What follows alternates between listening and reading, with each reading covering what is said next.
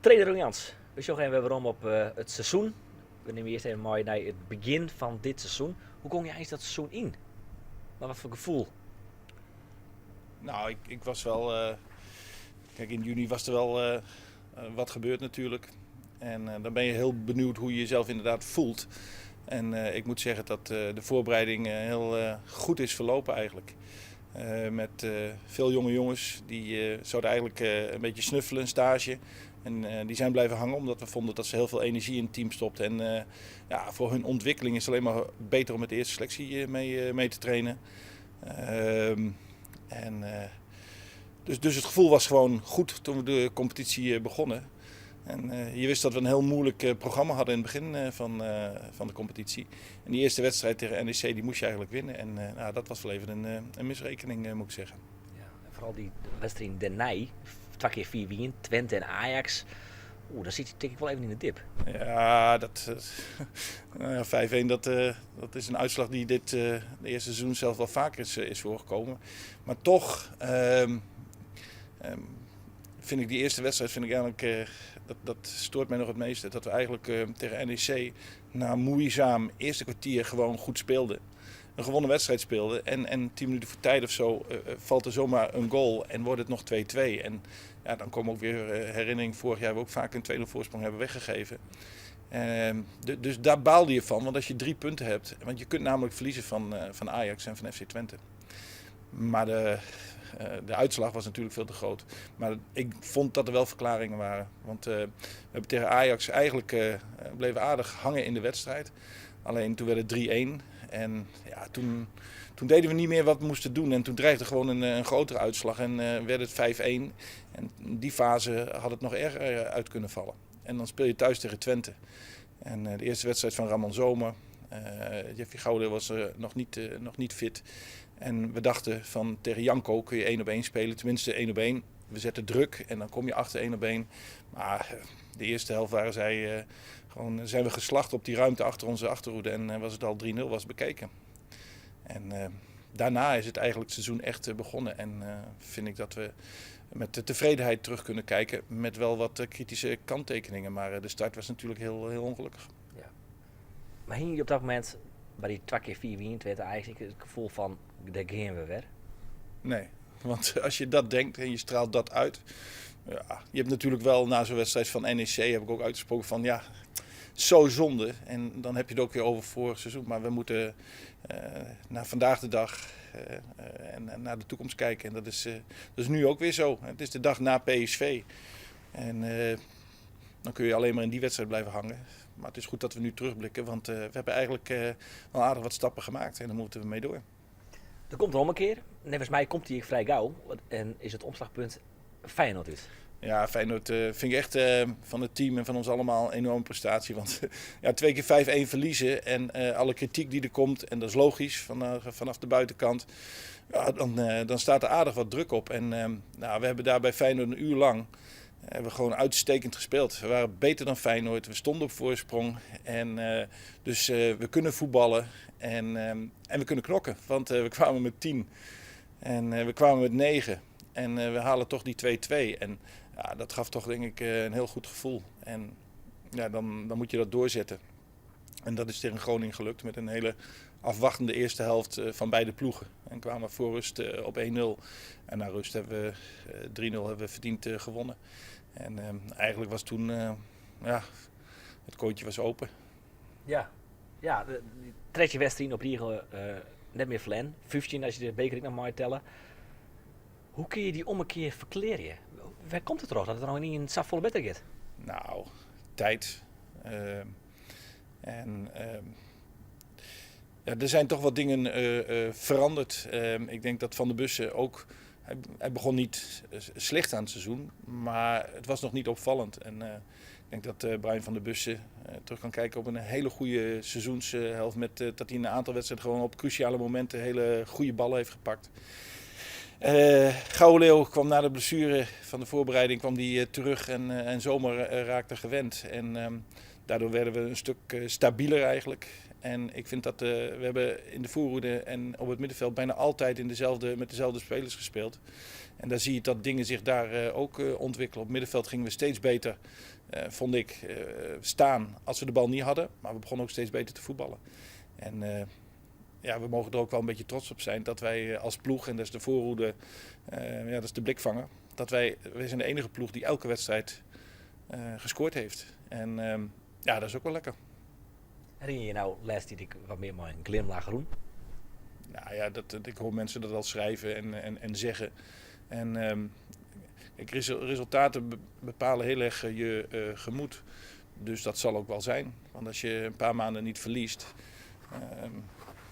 dan ben je misschien wel wat vrolijker naar de buitenwacht. Maar de mensen zien mij alleen maar op momenten rondom wedstrijden. En ook in moeilijke tijden. Kijk, je bent niet afhankelijk alleen maar van een wedstrijd. Dus je moet ook zorgen dat je de dingen die wel goed zijn, en er zijn heel veel goede dingen als je het hebt over mijn gezin en mijn familie en mijn vrienden. Dus ik lach regelmatig hoor. Ja, je kunt makkelijk relativeren wat dat betreft. Nou ja, je maakt het jezelf wel heel moeilijk. Maar aan de andere kant, je moet niet doorslaan in relativeren, want het blijft gewoon een van de belangrijkste dingen die er in je leven is. En dat vind ik ook wel mooi, die druk eigenlijk. Maar ik kan me ook wel voorstellen dat je nou eens ziet van, ja, just wel, we kennen het, ik ken het, we kennen het gewoon het team. Ja, maar ik twijfel op de lange termijn ook absoluut niet in mezelf. Maar ik stel me vaak wel kwetsbaar op dat ik ook wel aangeef dat je ook wel dingen verkeerd doet. Maar als je geen fouten maakt, dan werk je niet volgens mij. Dus, en wat de ploeg betreft, vond dan gisteren tegen PSV vond ik het wat minder. Misschien vonden we onszelf wel opeens een beetje te goed. Maar het team is echt gegroeid, het vertrouwen in elkaar. En spelers individueel ook. En dat zijn de dingen waar het om gaat eigenlijk. En dan krijg je ook resultaten. Wat is dat best? Dat die klikken nou in is? Is het contact nou goed? Hij is zelf wat verroren? Nou ja, dat is niet één ding. Natuurlijk, ik probeer ook te leren. Maar het is gewoon heel belangrijk, je relatie naar het team. Maar ook naar individuele spelers. En daar is eigenlijk vanaf de eerste training hebben een aantal spelers en ook de trainer, die hebben bij zichzelf nagedacht van jongens, het gaat niet zozeer om wat we willen, want dat blijft hetzelfde, bij mij ook. Maar je moet openstaan voor elkaar, je kunt het alleen maar samen doen. En dat is met het team zo, naar de staf toe en de begeleiding. En dat is met de individuele spelers ook zo. En dat is een stuk beter gegaan. En wat ook wel belangrijk is geweest, is denk ik dat we ook een hele andere selectie hebben dan vorig jaar. Dat je niet een te grote selectie hebt met grote namen.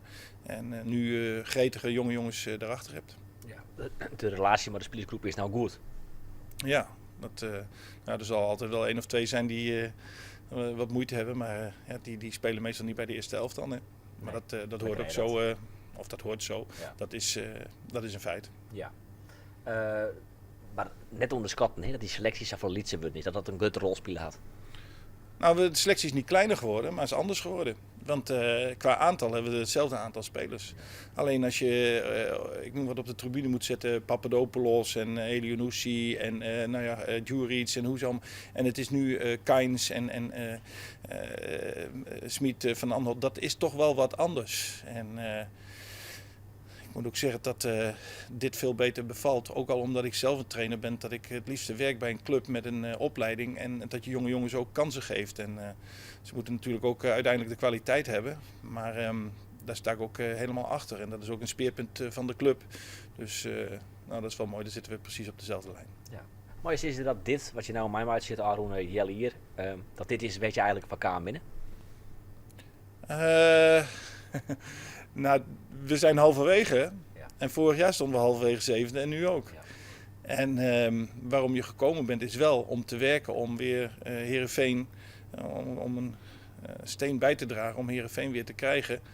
Waar het mijns inziens ook hoort. En dat is in de top van de subtop. En dat betekent dus weer dat je kunt het zien aan het aantal punten en de stand op de ranglijst. Maar je kunt het ook zien in dat er een team staat. En dat de spelers zich individueel ontwikkelen. Dat er een speelwijze is. En bij die speelwijze, we zijn nog lang niet klaar. En het is nog steeds soms balanceren op een koordje. Maar volgens mij is het stabiel en goed genoeg om dit seizoen echt mee te doen om Europees voetbal. En niet ergens in het rechte rijtje ergens in de schaduw te eindigen. Nee, dat het dus qua prestaties beter gaat. Maar dat je gerust binnen om trainer te worden van Heerenveen. En dat het leuk is om hier te werken. Ja, maar dat...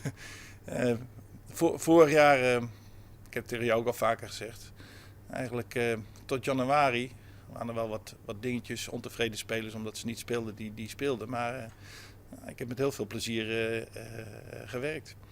Maar dat plezier dat is na de winterstop, en niet alleen bij mij, is dat wel behoorlijk gedaald. Eigenlijk in sommige situaties tot onder het vriespunt. Ja. Maar had het dan nog maar de prestaties te meidje hoorn? Dat heeft... maar prestaties, die dwing je af door iets. Maar kijk, ik heb net al het woord tijd laten vallen. En ik denk niet dat het makkelijkst is geweest om op dat moment trainer van Heerenveen te worden. Misschien heb ik wel wat onderschat ook. En had ik misschien wel een wat ander beeld. Maar als het gaat om directie, Johan Hansma, en die samenwerking gaat nu ook veel beter en duidelijker dan vorig jaar. Robert Veenstra. We hebben allemaal nieuw en we hebben tijd nodig. En iedereen heeft tijd nodig. En als je dan een bepaalde visie hebt en je hebt de kwaliteit, dan worden de prestaties ook beter. Dus ik denk dat alles bij elkaar ook nuttig is geweest. En dat beïnvloedt het plezier ook. Stiet de organisatie nou eigenlijk als een hoes? Nee. Oh. Nee, ik vind dat het gaat steeds beter. Maar het is nog lang niet klaar. Wat maakt het dan nog beter? Ik denk dat je nog steeds een heleboel dingen kunt verbeteren in accommodatie, in nog duidelijker hoe je allemaal met elkaar overlegt en hoe je tot beslissingen komt.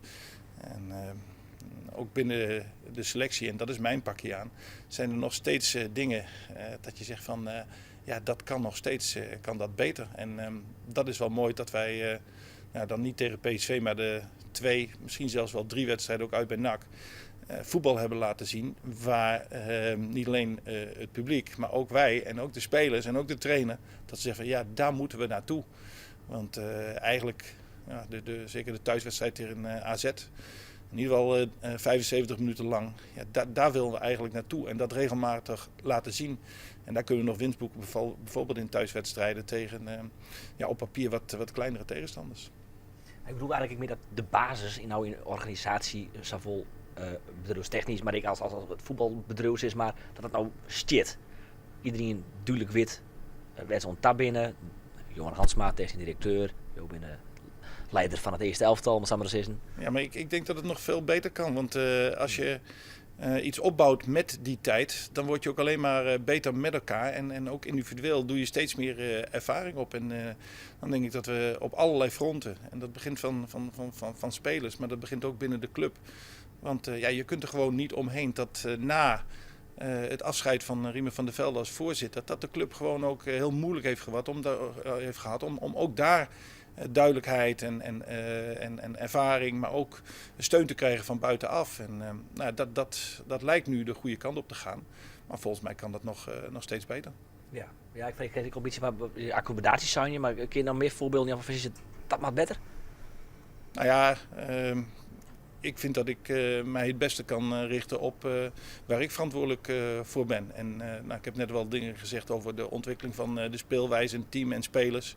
En daar heb ik al wat over gezegd. En je wil als trainer, je ziet bij Vitesse, bij AZ, bij Ajax zijn ze er al mee bezig. PSV heeft het eigenlijk al. Ten opzichte van het buitenland, qua accommodatie, kunnen we nog enorme sprongen kunnen we maken. En daar word je ook, dan heb je weer meer mogelijkheden om ook met het team en spelers individueel aan de slag te gaan. En daar kun je ook nog winst boeken. Maar mijn taak ligt natuurlijk vooral bij de eerste selectie. Ja, dus je had eigenlijk vooral over de accommodatie. Ja, maar wat er dan beter onder die accommodatie dan? Nou, dus ik had een woord voor door het ijs net. Ja.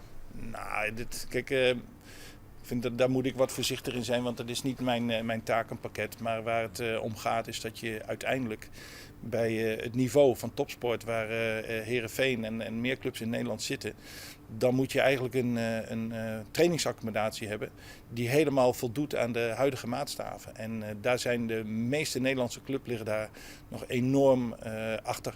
En dan heb je het over een eigen accommodatie met trainingsvelden natuurlijk, maar ook kunstgrasvelden met fitness, met kleedkamers, met vergaderruimtes, met meetapparatuur, met dingen die dus op Squatworld wel zouden kunnen. Maar dan zou Squatworld eigenlijk alleen van de sportclub Heerenveen moeten zijn. Maar in die discussie, want de VV Heerenveen, daar moet de trainer zich verder niet mee bemoeien. Maar het zal wel goed zijn om in de toekomst, misschien kun je het combineren met het nieuwe TIALF. Ja, topsport. Ik bedoel, het is al een CTO, hè? Centrum voor Topsport en Opleiding. Ja, nee, zeker. Maar met name als je het hebt over fitness en krachttraining en dat soort zaken. Dat zou je ook misschien kunnen combineren. Maar dat zijn dingen, ik gooi een boompje op, maar dat is niet aan mij. Nee, maar ik bedoel, oké, dat snap ik wel. Ik vind het keurig als je dat zegt. Maar ik bedoel, je had er wel maar te krijgen. Ik ben gewoon wel hardtrainer en dus verantwoordelijk voor het eerste team. En de ontwikkeling daarvan natuurlijk. Dus ik kan me wel voorstellen dat je het wil zeggen. Maar ik laat de bouwplannen en kijk, de ideeën die hebben wij, maar de uitvoering van dat soort dingen, dat ligt bij anderen. Ja, het zal ik van de Berg speelt er een rol bij, denk ik. Er spelen heel veel mensen een rol in, maar ook de politiek geldt. En daar waag ik mij niet aan. Oké. Die zang ik al even vrienier stien we naar Santje Western ik Sander. Dat zie je nou weer. Het verhaal is bekend van het vrienier. Het was de wie net zo goed. Wat maar nou verdwan om dat vat te komen, dat het net weg gebeurt? Gewoon normaal doen. Gewoon doorgaan waar je mee bezig bent. Kijk, heel veel journalisten hebben gevraagd, maak je niet zorgen om de januari maand met de transferwindow, dat de spelers weer verkocht kunnen worden. Nou, we hebben echt de intentie om de ploeg zo goed als mogelijk bij elkaar te houden. Zeker als het gaat om de bepalende spelers. Dat ziet er denk ik best goed uit, maar je weet nooit wat er gebeurt. En dan is het aan de club om eventueel daarop te reageren. En anders maar niet. Want als we dit bij elkaar houden, dan ben ik gewoon hartstikke tevreden. Dus we moeten gewoon door met de ontwikkeling die we hebben doorgemaakt. En dat is de intentie van 2012. En dan hoop je dat je dat ook kunt laten zien met een prijsje. Of een prijs. Ja, dat is wel aardig wijzen. Europees voetbal is een prijs natuurlijk. Nou ja, dat is de prijs. Ja. En wat dat betreft was selectie en staf uitgesproken dat we ervoor willen gaan. En er zijn nog een aantal mogelijkheden en die zijn allemaal nog open. Woensdag spelen we tegen FC Os. Ja, dan moet je eigenlijk door. En dan zit je bij de laatste 8. En, dus dat kan via de beker. En dat kan. Maar als we echt goed zijn, dan kunnen we ook wel tegen een goede club wat laten zien, denk ik. En ik denk dat wij een hele serieuze kandidaat zijn om in ieder geval die play-off te spelen. Nou, dat is in ieder geval een verbetering ten opzichte van de laatste 2 seizoenen. Ja, en het kan toch ook zo zijn dat die 5e plaats, dat is niet onmogelijk. En daar willen we graag voor blijven strijden. Ja, die beker, de club weet hoe mooi dat wezen in. Ja, maar een beker is toch, dat is toch veel. Dat is ook het mooie van de beker. Het is, je bent eruit en 1 keer is pats, is het ballonnetje geknapt en dan is het over. En de grootste kans, de meest reële kans, is via de competitie. En die beker, als je bij de laatste 8 zit, dan ligt er dan de loting. Maar dan zou je kunnen zeggen, dat is een kans van 1 op 8. Dus dat is iets van 12,5%. Het is mooi, hè? Bekerfinale. Ik kan je vertellen, dat is mooi. Ja, nee, ik heb ooit wel eens gezegd bij Groningen, ik heb van gedroomd om ooit eens een keer die bekerfinale te spelen en dan niet alleen te spelen. Ja. Maar verder dan de kwartfinale ben ik als trainer nooit gekomen en als speler nooit verder dan de halve finale. Dus ik kan me die beelden nog wel herinneren en ik weet nog wel hoe het hier leefde. En ik vond toen dat Heerenveen met name de eerste helft ook een geweldige bekerfinale speelde. En met een heel goed besef van, jongens, nou moeten we er staan. En voorlopig woensdag spelen we thuis tegen FC Os. En we moeten het maar laten zien. Aan zit op deze stoel Bas Dost. Hoe is dat eigenlijk met jou en Bas Dost? Ja, prima. Vanaf dag 1 ben ik op het veld even naar Bas toegelopen. En ik kon meteen merken aan Bas dat dat is ook nooit mijn intentie geweest. Maar je moet niet samen strijden, je moet samen werken. En dat gaat eigenlijk prima. En ik vind ook dat Bas een van de spelers is die enorm veel progressie heeft gemaakt in heel veel zaken. En als hij daarmee doorgaat en het wordt nog beter, ja, dan wordt het gewoon een topspits. En hij is nu topscorer van Nederland. Hij voetbalt veel beter mee. Zijn verdedigende werk doet hij nu ook beter. En in het moderne voetbal hoort op elke positie horen die dingen er ook gewoon bij. En ook bij een spits. En dat besef is bij Bas gegroeid. En ik vind ook, en dat kun je op de training ook zien, dat Bas, hij kan eigenlijk ook heel aardig voetballen. En de relatie is nou ook goed? Ja. Maar wat nog hoe volgend seizoen, hè? En jouw rol bij JRV? Nou ja, je mag de zoveelste zijn die... Ja, precies. Daarom stel ik de vraag. Nee, maar ik probeer toch zoveel mogelijk altijd... dat eis ik van mezelf en dat wil ik ook. Dat je gewoon over dat soort dingen... Dat je daar gewoon heel integer in bent. En als er een afspraak is dat je in januari eens een keer met elkaar rond de tafel gaat zitten... Dan vind ik dat je eerst met elkaar praat. En dan pas naar de pers toe in die volgorde. Dus ja, dat is nu ook weer het antwoord. Tuurlijk. Dankjewel. Succes. Graag gedaan. Dankjewel. We gaan even terugkijken op het seizoen. Even het begin van het seizoen. Dat moet voor jou een raar begin zijn geweest. Kun je even uitleggen, wat gebeurde er allemaal met jou? Verstandskies? Ik kreeg dus last van mijn verstandskies. En die bleek dus ontstoken te zijn. En daardoor kreeg ik dus ook last van mijn lies. Een heel apart verhaal was het eigenlijk, maar... Verstandskies en lies, ja, dat moet je uitleggen. Ja, nee, niemand wist eigenlijk ook precies hoe en wat en waardoor het ook kwam. Maar het was wel een vervelende tijd geweest. Ja, maar weet je nog steeds niet hoe dat nou kwam? Nee, het is nog steeds niet allemaal duidelijk. Het blijkt dus dat je als je infecties in je mond hebt dus, dat je daar veel narigheid door kan krijgen. Ja. Is dat nu over? Ja, het is nu helemaal over. Helemaal klaar, gelukkig. Ja. Ja, en maar goed ook. Hey, Heerenveen begint het seizoen. Wanneer kwam jij er eigenlijk bij? Mijn eerste wedstrijd was Groningen thuis. En, dus de eerste 3 heb ik gemist. Ja. En sindsdien ben ik er ook niet meer uitgegaan. Nee. En het was ook wel een beetje het ommekeer, hè? Eigenlijk misschien al die week daarvoor. Wedstrijd tegen Feyenoord. Die toch nog met 2-2 over de streep wordt getrokken. Is dat een beetje een ommekeer geweest? Ja, ik denk dat bij Feyenoord is het eigenlijk allemaal veranderd, zeg maar. We begonnen natuurlijk slecht tegen Ajax en Twente. En uit bij Feyenoord hebben we gelijk gespeeld, dus sindsdien is het eigenlijk begonnen. Ja. Ja. Weet jij hoe die ommekeer opeens gekomen is, hoe dat kwam? Dat het, die switch van 13 wedstrijden op rij ongeslagen? Ja, dat is lastig te zeggen natuurlijk, maar goed, in het begin weet je natuurlijk dat je een lastige start hebt tegen Ajax en Twente. En je weet natuurlijk ook dat je kan verliezen van hen. Maar goed, daarna hebben we het gewoon weer goed opgepakt. Ja, maar wat is gebeurd? Ja, wat is gebeurd? Het team had gewoon een paar goede resultaten nodig om gewoon wat beter in het veld te komen, denk ik. En dat is ook gebeurd. En nu zijn we dus 13 wedstrijden op rij ongeslagen. Maar helaas was het gisteren weer voor roken. Ja. Maar is dat misschien ook wel een beetje een mentale kwestie geweest? Dat je zegt van, ja, ik bedoel, kwaliteit zit er in de selectie, dat zie je nu ook. Komt eruit. Dat opeens die switch in jullie kopje is gekomen van oké. Ja, natuurlijk bij Feyenoord uit. Het is geen makkelijke wedstrijd, denk ik. En daar hebben we ook gewoon laten zien dat we goed kunnen voetballen. En dat we ook genoeg tegenstand kunnen bieden. Dus ja. 2 heerlijke wedstrijden, Excelsior uit en voor jou ook AZ uit. Je accelereert. Ja, ik denk AZ thuis was voor mij de wedstrijd van het jaar, denk ik. Ik kom natuurlijk daar uit de buurt ook vandaan. En, Kerk. er kwamen veel mensen kijken en iedereen wou wel een kaartje. Ik moest ook 30 kaartjes bestellen, dus dat was wel leuk. Ja, en je speelt een fantastische wedstrijd. Heb jij enig idee hoe dat komt dat je dit seizoen de doorbraak hebt gehad? Nou ja, vorig seizoen heb ik natuurlijk de laatste 6 wedstrijden gespeeld, dus dan is het een beetje te kort om dan te zeggen dat het je echte doorbraak is. Maar goed, dit seizoen heb ik bijna alles gespeeld. Dus ja, dan is dit het jaar voor me echt de doorbraak. Ja, je hoort erbij. Volgens mij ben je niet meer uit de basis weg te denken.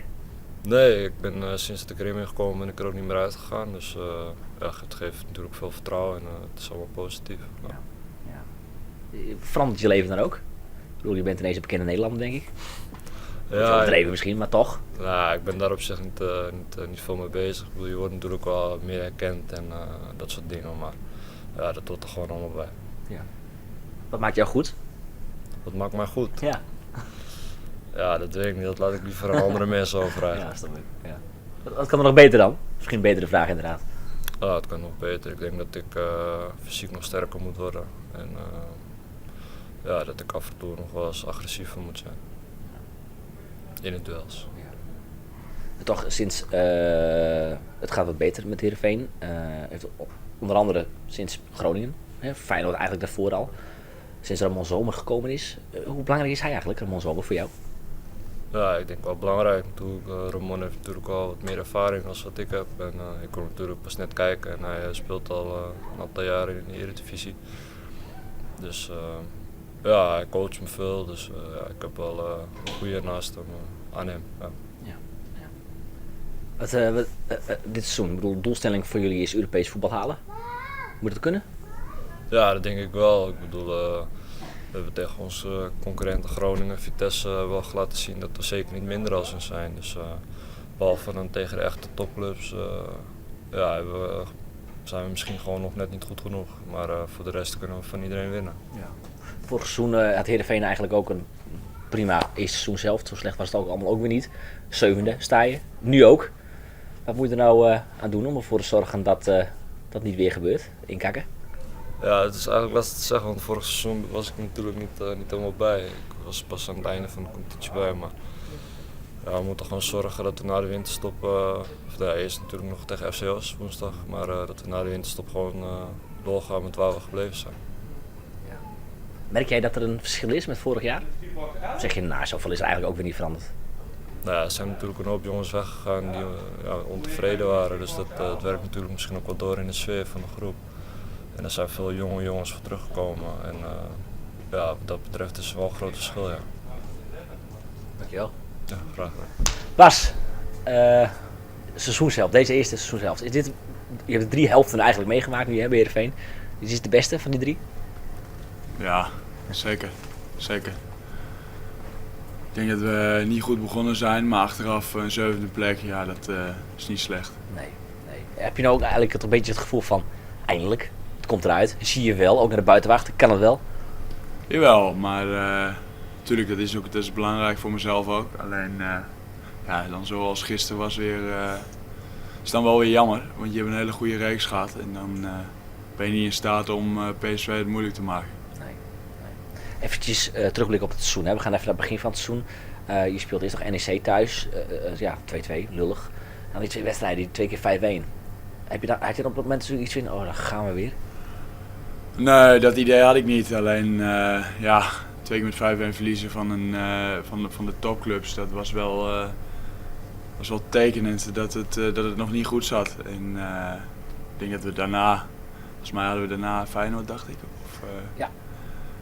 Toen ging het beter lopen en ik denk dat het belangrijkste is dat we beter gingen voetballen. Want dat was in het begin van het seizoen absoluut niet aanwezig. En ja, dan uiteindelijk een hele slechte start gehad. Maar daar zijn we goed uitgekomen. Ja, Feyenoord was volgens mij de ommekeer. Ja, klopt ja. Kwamen we 1-0 voor, 1-1, 2-1 voor. Kregen 2 rode kaarten. Maar toen hebben we goed gespeeld. En toen werd het uiteindelijk 2-2. Hebben we dat overleefd daar. Maar als wij die rode kaarten niet hadden gehad, hadden we daar gewonnen, denk ik. Ja, dat denk ik ook. Want jullie waren beter. Jullie tonen ook strijd. Was ineens ook een team? Had jij dat idee ook? Dat jullie nu een team zijn? Ja, ik denk wel dat dat gegroeid is in het seizoen, ja. Ik denk dat je toch altijd resultaat nodig hebt om echt een team te worden. En ik denk dat wij... ja, de resultaten die kwamen vanzelf. En je ziet ook nu automatisme in de wedstrijd. En, nee, het gaat goed nu. Ja. Maar kun je dan ook aangeven wat er dan nu misschien anders is in vergelijking met vorig jaar? Of zijn dat alleen de prestaties die beter zijn? Nou, als ik naar mijn... Ik was er al bang voor. Als ik naar mezelf kijk en over de voorhoede, dan denk ik dat daar veel meer samenhang is dan vorig jaar. Ik Ik denk dat er nu duidelijk is dat wanneer de bal voorgegeven wordt, wanneer iemand een individuele actie maakt, wanneer ik de loopactie voor de goal maak. Ja, dat is wel veel beter dan vorig seizoen. Dat komt ook door mezelf, omdat ik daar toch veel meer mee bezig ben dan afgelopen seizoen. Waarbij ik het toch meer liet varen. Zo van, het loopt bij mij niet, dus het kan me eigenlijk niet schelen hoe het nu verder gaat. En die stap heb ik wel gemaakt nu. Ja, zo. Zelfkritisch. Ja, maar ja, dat mag ook wel na zo'n seizoen, denk ik. Ja. Is er bij jou echt een knop omgegaan? Ja, kijk, je gaat de zomer in en je hebt een seizoen gedraaid waar van alles gebeurd is. Zo. En ja, dan moet je vervolgens weer melden voor trainen en dan komt er een nieuw seizoen aan. En dan kun je naar mijn mening maar één ding doen en dat is de knop omzetten en laten zien aan iedereen dat het anders kan. En ik denk dat dat allemaal nu goed gelukt is. Ja. Hoe is dat besef ineens gekomen? Ja, dat besef is natuurlijk gekomen doordat ik het laatste half jaar niet het niveau gehaald heb wat ik kan halen. En dan verdwijnt het plezier ook en dan moet je toch bij jezelf te raden gaan van hey, hoe ga ik dit weer oppakken. En ik denk dat dat gekomen is puur omdat ik gewoon weer een positieve instelling had. En er wat van wel maken. En dat is een stukje bij beetje beter gegaan. En nu gaat het eigenlijk wel lekker. En ik ben topscorer, dus het kan niet op. Nee, dat zou ik net zeggen. Hoe had je dat van tevoren gedacht? Gehoopt? Nee, niet gedacht. Maar ik weet dat ik kan scoren, dat ik goals kan maken. Dus ja, het zit erin. Alleen ja, dat het er zo uitkomt, dat had ik niet, zo niet verwacht. Nee. Nee. Maar je hebt ook wel eens gezegd, in een interview na de wedstrijd, je zegt van, ja hallo, maar zo slecht was ik vorig jaar ook weer niet. Nee man, het was wel op een gegeven moment was wel de tendens om elke keer maar te zeggen dat ik niet goed gespeeld had. En dat ik een goal maakte en dat het allemaal niet zo best was. En ik heb toch wel gemerkt dat zo'n winterstop, wat daar allemaal gebeurd is, toch ook wel veel met de pers doet. Dat die ook wel gaan omslaan. En ik ben alleen maar blij dat besef bij jullie nu ook weer aanwezig is. Ja, je kunt goed voetballen, dat laat je ook zien. Dat is mooi. Ja, dat is zeker mooi, ja. Vind ik mooi dat jullie dat inzien nu. Die wedstrijden op rij ongeslagen. Kun jij in het kort verklaren hoe dat kan, zo'n goede reeks? Ja, ik denk dat er meer vastigheid in de ploeg is. De achterhoede staat nu wel, vind ik zelf. De keeper die steeds minder doorlaat en het hartstikke goed doet. Dus en op een gegeven moment dan gaat het vanzelf lopen. Kijk, als jij elke wedstrijd goals tegenkrijgt, dan moet je daar continu tegen opboksen. En ik denk dat in die hele periode wij eigenlijk heel weinig goals tegen hebben gehad. En dat is voor ons als aanval en als middenveld natuurlijk super. Op gisteren na althans, maar dat kan een keer gebeuren. Maar ik denk dat dat wel heel belangrijk is. Plus het feit dat er gewoon vertrouwen uitgestraald wordt. Kijk, als je resultaat haalt, dan gaat het vertrouwen groeien. En dan ben je op een bepaald moment voor geen enkele ploeg meer bang. En dat zag je in de wedstrijd tegen AZ ook. Dat wij AZ eigenlijk weggespeeld hebben en volledig terecht gewonnen hebben. Ja. Dus ik denk dat dat wel een mooi moment ook voor het publiek was om te zien wat wij kunnen.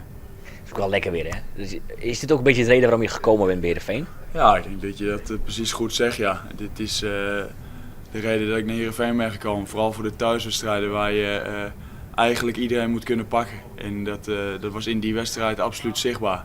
Zonde was dan wel dat we gisteren dat niet konden laten zien. Maar die wedstrijd tegen AZ was denk ik voor heel Heerenveen, voor alle mensen hier een hele mooie wedstrijd. Ja, heb je ook zoiets van, het kan leuk zijn, het kan hier ook leuk zijn, het kan een leuke club zijn, ik kan goed voetballen, het team kan goed voetballen, dat alles een beetje lekker eruit komt gewoon. Ja, super. Dat is waar het voor doet.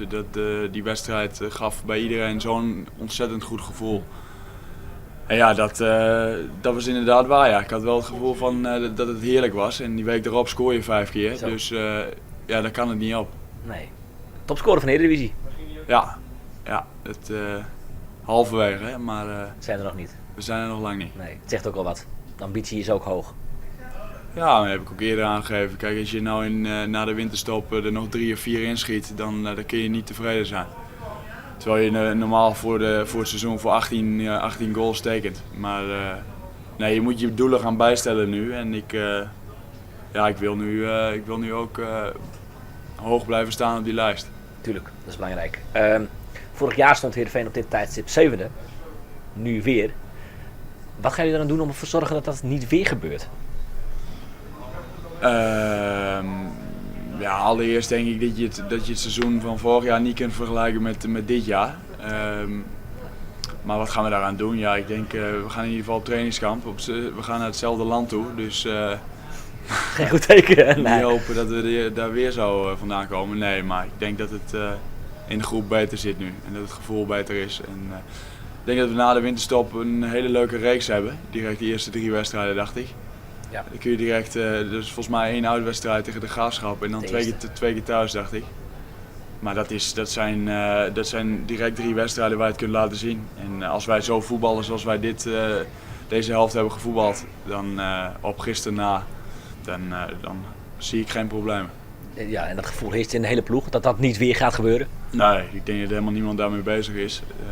Er zijn ook een paar spelers die daar helemaal niet bij waren. Nee, dat scheelt ook. Dus ja, nee, ik ben daar absoluut niet bang voor. Nee. En dan is er maar één doel, dat is Europees voetbal.